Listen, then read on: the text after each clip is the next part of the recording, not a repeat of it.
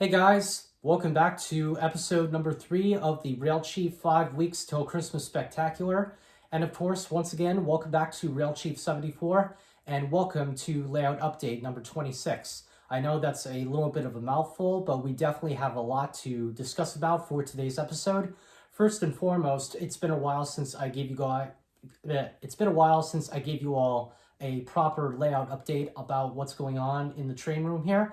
And considering that we're entering the Christmas season once again for this year of 2024, I thought it would be a good idea to share with you all some of the little pieces of craftsmanship that I put into the layout for this Christmas season. So there's a lot we're going to have to cover for today's episode, as always. So let's not waste any more time in getting on with the show. I know there are some pieces in the background over here that are going to be very exciting to all of you guys out there. So as always, enough of me talking. Let's go ahead and get on with the show today. So as always, sit back and relax, and I hope you guys will enjoy. All right, so the first part of the train room that I want to discuss about today is this section here. In the left corner, we do have an accessory that kind of needs no introduction. That I'll get back to a little bit later. But as you guys have also noticed, I've added a couple of snowy Christmas trees to the park area here, as well as a much larger and much more decorated Christmas tree in the back where the barn is located. And then right down here, I do have the control panel for the 282 gantry crane. Originally, I had the switches underneath the train table, just sitting on top of a couple of boxes that I still have. Now, I wanted to switch the control switches to a different location this time, so that way it will make it much more accessible and much more easier to locate, instead of going underneath the table all the time to activate the crane. And I did mention this before, I'm still trying to fix the magnet on the 282 gantry crane. That's probably not going to get done until next year, so until I have any more updates on the 282, I'll make sure to keep you guys posted. But getting back to the signal real quick, this is an accessory I talk about constantly on the channel here. I originally wanted to activate the signal with the new electronic board that I purchased at Seaside Hobbies a little while ago. Unfortunately, I haven't really gotten that far with it. So in the meantime, until I can read the instructions again and get a better idea on how to hook up the electronics, I'm currently operating the signal using the 155 bell ringing mechanism once again. So I'm going to do things the old-fashioned way like I did before with the 6-2162. And I'm also still looking for the bonus part component that I need to make not only the lanterns light up, but also to make them flash alternately, just like I have with the two signal lights here.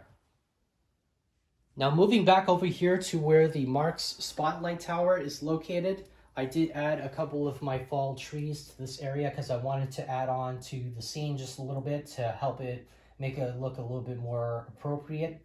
And if we look right behind the mountainscape here, we can see the starry night sky background. Now you guys probably might have took note of this background in my video from last week, and that's because I'm experimenting with different styles of backdrops. So that way, I don't really have to necessarily go online and purchase a really big fancy schmancy backdrop to put up against the wall here. I could just change it out with something that I can find easily at my local craft or hobby store without spending a whole lot of money. And I think the Starry Night Sky is going to look really cool, especially during the night when I'm running trains in the dark. So that way I could just shine a little bit of light onto the backdrop and capture a really cool shot of the train running through the mountain with the starry night in the background at the same time.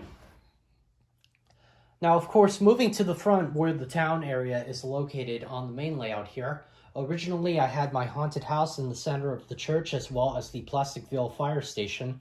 Now, the haunted house is now gone, and considering that it's going to be Christmas pretty soon, I added another large Christmas tree to the center of the town area, with a couple of 2 reindeer figures just to add something a little bit fun for the holiday season. Alright, next up, since we're shooting this video late in the evening, I wanted to share with you all my little decoration of candy cane Christmas lights on the outer lip of the table here. Now, the power source to these Christmas lights are located all the way in the back of the train table, where I have the control panel for the 282 gantry crane. I also decorated the newsstand with a couple of snowy Christmas trees and a little Christmas present for the guy running the show. It's been a really busy year for him, so I think he deserves something very special for this time of year. And if we move all the way back here towards where the 145 and the Lionel single bridge are located, yes, I did decorated the platform for the gate man as well. And both of these accessories are fully functioning once again. And that's because I took out the old MTH ITAD system and replaced it with the Lionel post-war activation switch. So if we press the button, the gate man will pop out of his shack and the light on the single bridge will change from green to red.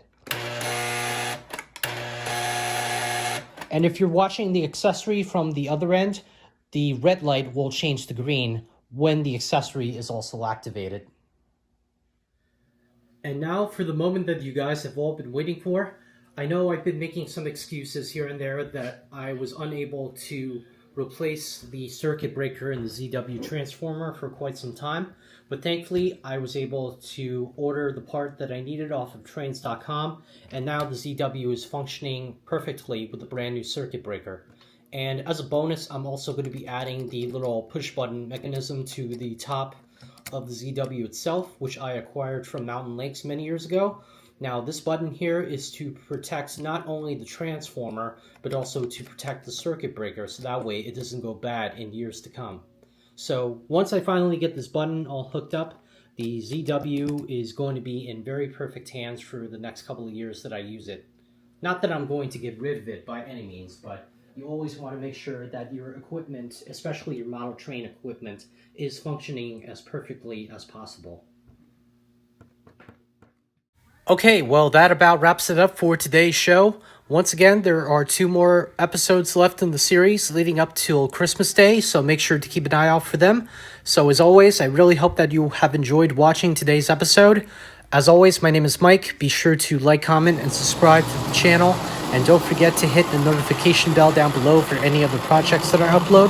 But until episode 4, thank you all for tuning in, and I hope to see you all next time.